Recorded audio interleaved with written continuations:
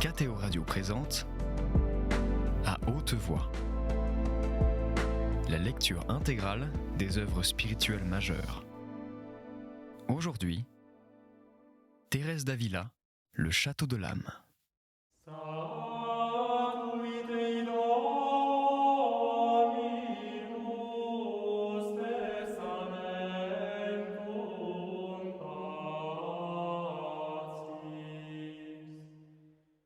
Revenons maintenant à notre château et à ses nombreuses demeures.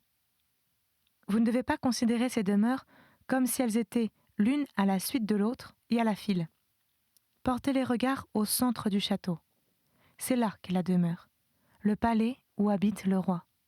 De même que le fruit savoureux du psalmiste est tout entier recouvert d'une foule d'écorces qui l'entourent, ainsi ce palais a-t-il tout autour de lui et au-dessus une foule de demeures.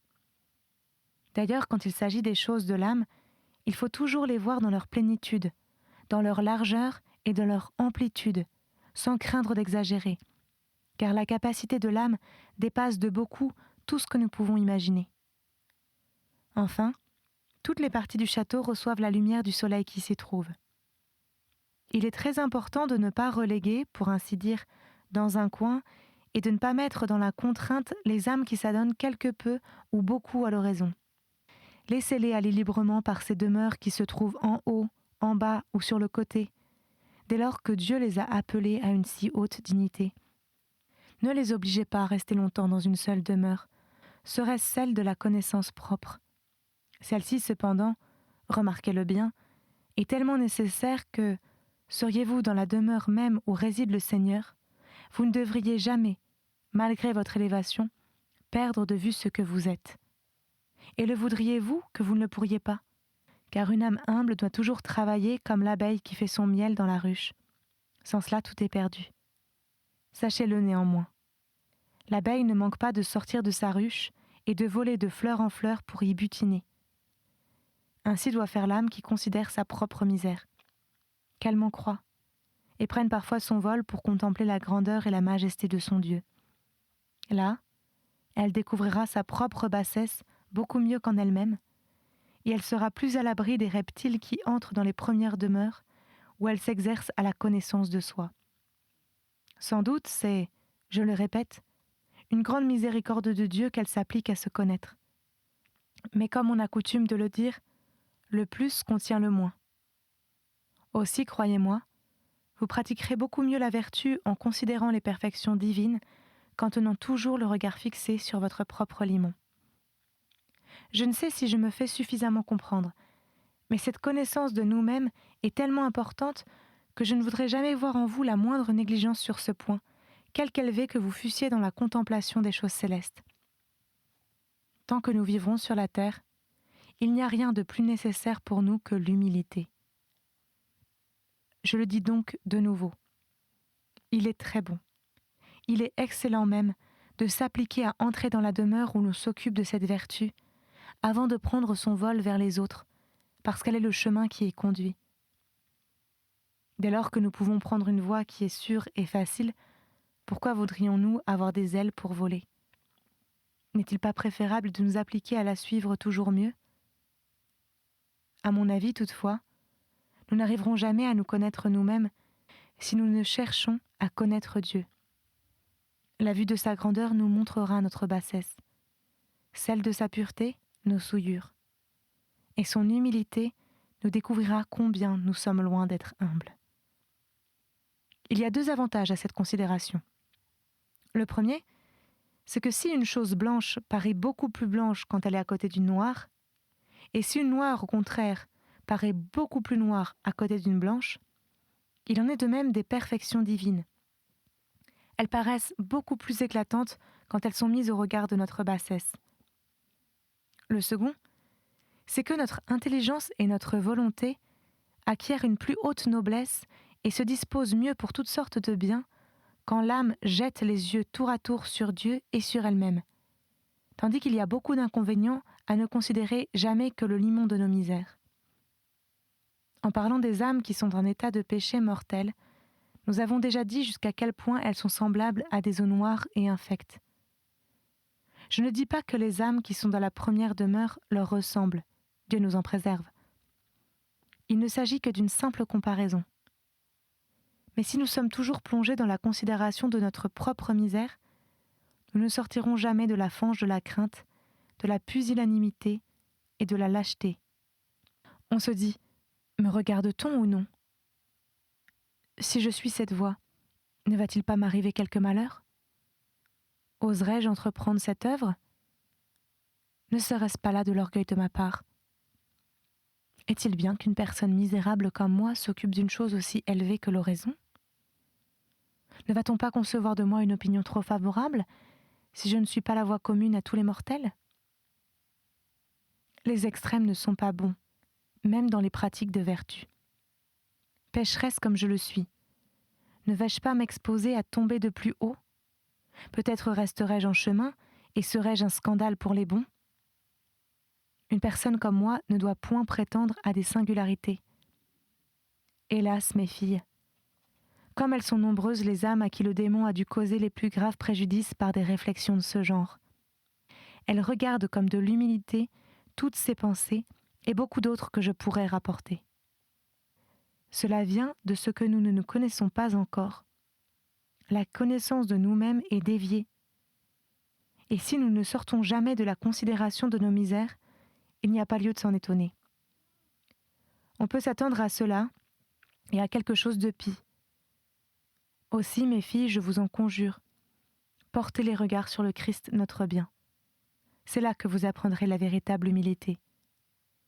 Portez-les également sur les saints. Cette vue ennoblira votre entendement, comme je l'ai déjà dit, et la connaissance de vous-même ne vous rendra plus rampante et pusillanime. Il ne s'agit sans doute ici que de la première demeure. Néanmoins, elle est très riche.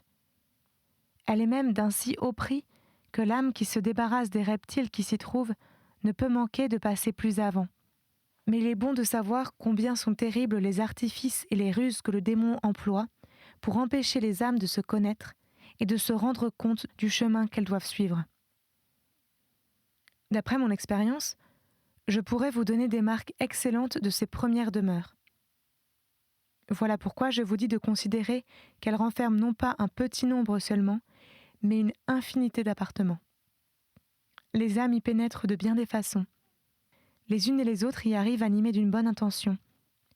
Mais comme l'intention du démon est toujours si perfide, il doit mettre dans chacune de ces demeures plusieurs légions de mauvais esprits afin d'empêcher les âmes de passer aux autres demeures. Et comme les pauvres âmes ne le comprennent pas, il leur dresse toutes sortes d'embûches pour les tromper. Son pouvoir, toutefois, est moins grand vis-à-vis de celles qui sont plus rapprochées de la demeure où habite le roi.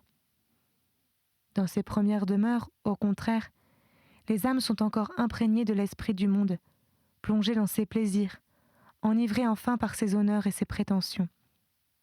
Les sens et les puissances qui sont les vassaux que Dieu leur a donnés ne sont pas encore assez forts par eux-mêmes. Ces âmes sont facilement vaincues, malgré leur désir de ne point offenser Dieu et malgré leurs bonnes œuvres. Celles qui se verront en cet état doivent recourir souvent et de leur mieux à Sa Majesté, prendre sa Sainte Mère pour avocate et supplier les saints de les soutenir dans ce combat, puisque leurs serviteurs ont peu de force pour se défendre eux-mêmes. À la vérité, dans quelque état que l'on se trouve, il faut le secours de Dieu. Que Sa Majesté daigne nous le donner dans sa miséricorde, ainsi soit-il. Oh, que cette vie est pleine de misère. Comme j'ai longuement parlé ailleurs des inconvénients qu'il y a à ne pas bien comprendre ce qui concerne l'humilité et la connaissance de nous-mêmes, je ne m'y arrête pas davantage ici, mes filles, bien que ce soit le plus important pour nous. Et encore plaise à Dieu que j'ai dit quelque chose qui vous soit profitable. Toutefois, remarquez-le bien. Ces premières demeures ne reçoivent encore presque rien de la lumière qui sort du palais où réside le roi. Elles ne sont pas cependant complètement dans les ténèbres. Elles ne sont pas noires non plus, comme quand l'âme est en état de péché, mais il y a quelque peu d'obscurité. Je ne m'explique pas bien. Je veux dire que si celui qui est dans l'appartement ne peut voir cette lumière, ce n'est pas parce que la demeure n'est pas éclairée, mais parce que toute cette foule de couleuvres, vipères et reptiles venimeux qui y sont entrés avec l'âme ne la laisse pas profiter de la lumière. Voilà quelqu'un qui entre dans une salle où le soleil darde vivement ses rayons. Mais ses yeux sont tellement couverts de boue qu'il ne peut presque pas les ouvrir. Or, bien que la salle soit éclairée, il ne jouit pas de son éclat à cause de l'obstacle qu'il porte sur les yeux, ou à cause des bêtes féroces et des bêtes fauves qui l'empêchent de voir autre chose qu'elle-même. Telle doit être, à mon avis, une âme qui, sans être en mauvais état, est encore, comme je l'ai dit, très plongée dans les choses de ce monde, préoccupée des biens terrestres, de l'honneur et des affaires. En fait, voudrait-elle se contempler et jouir de sa propre beauté, qu'elle n'y réussirait pas et qu'elle serait impuissante, se semble, à se débarrasser de tant d'obstacles. Il convient donc beaucoup, si l'on veut entrer dans les secondes demeures, que chacun, selon son état, s'applique à se dégager des soucis et des affaires qui ne sont point indispensables. Cette mesure est tellement importante pour celui qui veut parvenir à la demeure principale que je regarde comme impossible qu'il y arrive jamais s'il ne commence par le moyen dont je parle. Il ne pourra même pas rester dans la demeure où il est, sans courir de grands dangers, bien qu'il soit déjà entré dans le château. Car il est impossible qu'au milieu de bêtes si venimeuses, il n'en soit pas mordu une fois ou l'autre. Quel malheur ce serait, mes filles, si nous qui sommes à l'abri de tant de dangers et avons déjà pénétré bien plus avant dans les autres demeures secrètes du château, nous venions par notre faute à retomber dans la confusion de ces premières demeures. À cause de nos péchés, il doit y avoir beaucoup de personnes qui, après avoir été comblées des grâces de Dieu, sont retombées par leur faute dans ce misérable état. Ici, dans cette maison, nous sommes libres quant à ce qui regarde l'extérieur. Plaise à Dieu que nous le soyons également quant à l'intérieur, ou qu'il daigne lui-même nous accorder cette grâce. Abstenez-vous, mes filles, de ces sollicitudes qui vous sont étrangères. Sachez qu'il y a peu de demeures dans ce château où les démons ne livrent leurs assauts.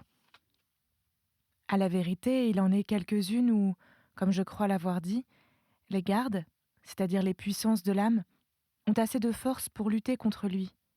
Mais nous avons un besoin extrême de veiller sans cesse pour découvrir ses pièges et ne pas nous laisser tromper quand il se transforme en ange de lumière. Il peut nous nuire dans une foule de circonstances, en s'insinuant peu à peu, et nous ne le comprenons que lorsque le mal est fait. Je vous ai déjà dit qu'il agit à la façon d'une lime sourde. Nous devons le découvrir dès le début. Je vais vous donner quelques exemples pour vous aider à le mieux comprendre.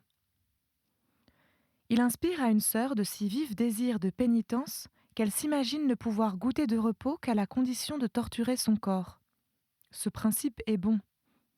Mais si la prieure a défendu de se livrer à des pénitences sans sa permission, et que cette sœur, trompée par le démon, croit devoir passer outre parce qu'il s'agit d'une chose excellente, et continue en cachette à se torturer au point de perdre la santé et de ne pouvoir suivre la règle, vous voyez où l'a mené un tel bien. Le démon suggère à une autre sœur un zèle très ardent pour la perfection.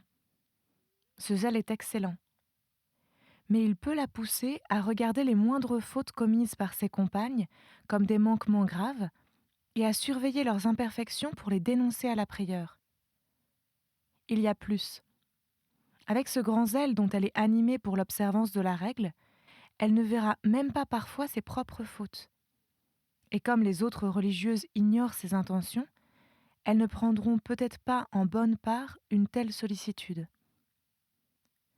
Le mal que le démon prétend faire là n'est pas petit. Il veut refroidir la charité et l'amour que les sœurs se portent mutuellement, ce qui serait un grand malheur. Sachons bien, mes filles, que la véritable perfection consiste dans l'amour de Dieu et du prochain. Et plus nous serons fidèles à garder ce double précepte, plus nous serons parfaites. Notre règle et nos constitutions ne sont que des moyens de l'accomplir de notre mieux. Laissons donc ce zèle indiscret qui peut nous causer beaucoup de mal, et que chacune d'entre nous se contente d'examiner sa propre conduite. Comme j'ai longuement traité ce sujet dans un autre écrit, je n'en dis pas davantage maintenant. Cet amour que vous devez avoir les unes pour les autres est tellement important que je voudrais que vous ne le perdiez jamais de vue.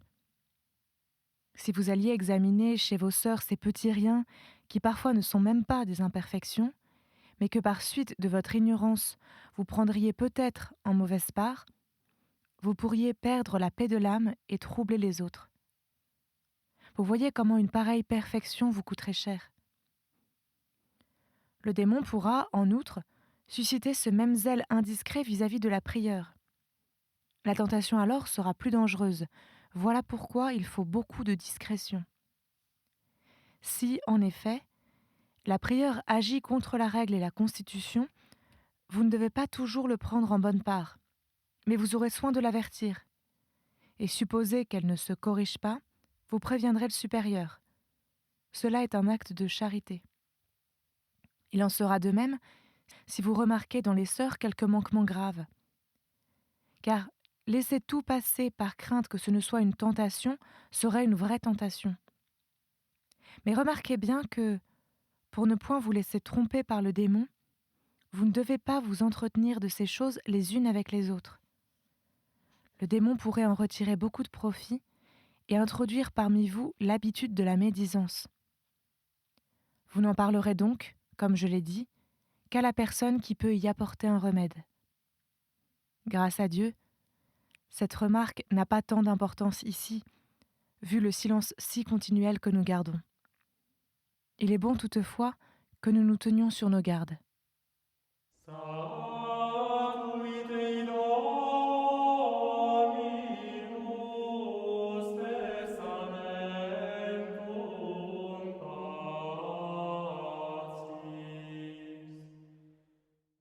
Deuxième demeure, chapitre unique. Elle montre combien il est important de persévérer pour arriver aux dernières demeures, quels combats terribles sont livrés à l'âme par le démon, et de quelle nécessité il est de ne point s'égarer dès le début, si l'on veut réussir. Elle indique un moyen qui, d'après son expérience personnelle, est très efficace. Nous allons commencer maintenant à parler des âmes qui entrent dans les secondes demeures, et nous verrons ce qu'elles y font. Je voudrais être brève, dès lors que j'en ai parlé ailleurs tout au long. Mais il me sera impossible de ne pas me répéter sur beaucoup de points, vu que je ne me rappelle plus ce que j'en ai dit. Si du moins je savais exposer ces mêmes pensées d'une manière différente, vous n'en éprouveriez, j'en suis sûre, aucun ennui. Car dans ce cas, on ne se lasse jamais de lire les livres qui traitent de ces matières, quelque nombreux qu'ils soient. Nous parlons donc des âmes qui ont déjà commencé à s'adonner à l'oraison. Elles ont compris combien il leur importe de ne pas rester dans les premières demeures, mais bien souvent, elles n'ont pas le courage de les abandonner, parce qu'elles ne s'éloignent pas des occasions. Il y a là un grave danger. C'est néanmoins une grande miséricorde de Dieu qu'elles s'appliquent de temps en temps à fuir les couleuvres et les bêtes venimeuses et comprennent qu'il est bon de s'en détourner. Ces âmes, à un certain point de vue, ont beaucoup plus à souffrir que celles qui se trouvent dans les premières demeures. Mais elles ne courent plus autant de dangers, parce qu'il semble que déjà elles les comprennent. Il y a donc un espoir sérieux qu'elles pénétreront davantage dans l'intérieur du château. J'ai dit qu'elles souffrent beaucoup plus que celles qui habitent les premières demeures. Ces dernières, en effet, sont comme des muets qui se trouvent en même temps privés de l'ouïe, et qui, pour ce motif, souffrent moins de l'impuissance de parler que s'ils entendaient sans pouvoir parler. Ce n'est pas toutefois un motif pour eux de préférer un pareil état, car enfin il est très utile d'entendre ce qu'on nous dit. Les âmes qui habitent les secondes demeures entendent donc les appels que leur adresse le Seigneur, parce qu'elles sont plus rapprochées du palais où réside le Dieu de toute majesté. C'est en effet un très bon voisin, et il attend de miséricorde et de bonté. Sans doute, ces âmes s'occupent encore de leurs passe-temps, de leurs affaires, de leurs plaisirs et des bruits du monde. Elles font des chutes, puis elles se relèvent de leurs fautes. D'ailleurs, les reptiles sont si venimeux, si dangereux et si remuants qu'il est presque impossible qu'elles ne trébuchent pas et ne soient pas exposées à tomber. Néanmoins, ce Seigneur de nos âmes estime tant que nous l'aimions et que nous recherchions sa compagnie qu'il ne manque pas, à un moment ou l'autre, de nous appeler et de nous inviter à nous rapprocher de lui. Sa voix est tellement suave que la pauvre âme est toute désolée de ne pas accomplir immédiatement ce qu'il lui commande. Aussi, je le répète, elle souffre davantage que si elle ne l'entendait pas.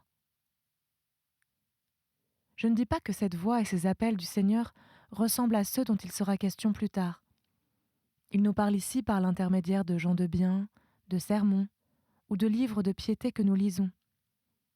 Il emploie, en outre, beaucoup d'autres moyens que vous connaissez, comme les maladies, les épreuves, ou enfin une vérité qu'il nous enseigne dans ces moments que nous consacrons à l'oraison. Si peu fervente que vous supposiez cette oraison, Dieu en fait grand cas. Quant à vous, mes sœurs, prenez garde d'avoir peu d'estime pour cette première grâce, et ne vous découragez point si vous ne répondez pas immédiatement à la voix du Seigneur. Sa Majesté sait attendre des jours et des années, surtout quand elle découvre en nous de la persévérance et de bons désirs. C'est la persévérance qui est le plus nécessaire ici, dès lors qu'elle nous aide toujours à gagner beaucoup.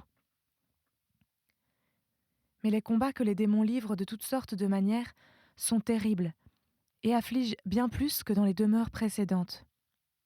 Dans celle-ci, en effet, l'âme était comme une personne muette et sourde, du moins elle entendait très peu, et, semblable à celui qui a perdu en partie l'espérance de vaincre, elle n'opposait pas une aussi vive résistance aux démons.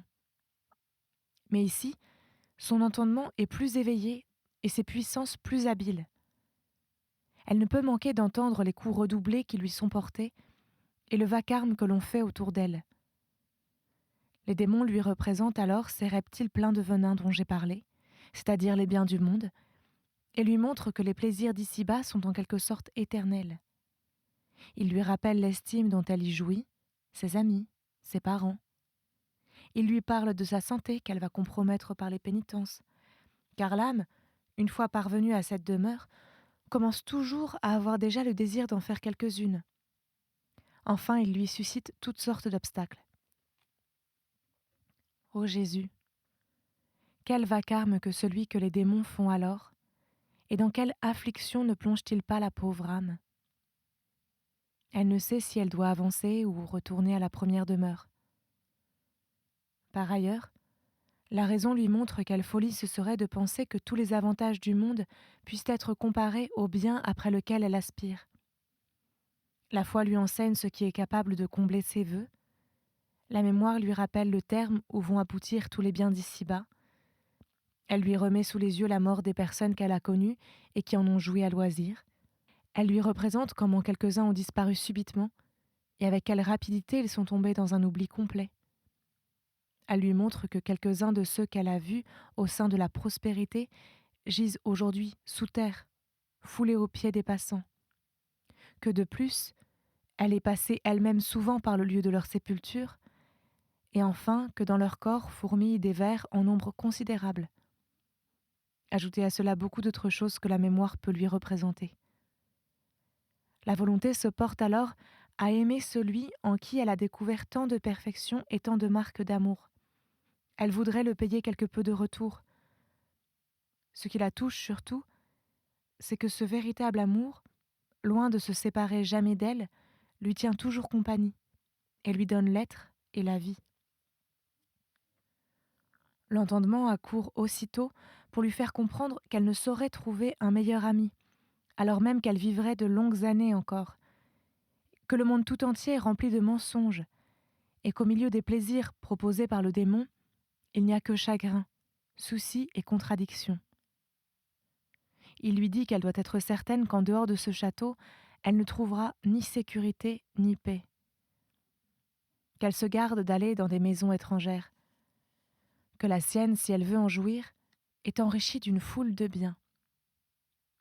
Et qui donc peut trouver comme elle dans sa propre maison tout ce dont il a besoin?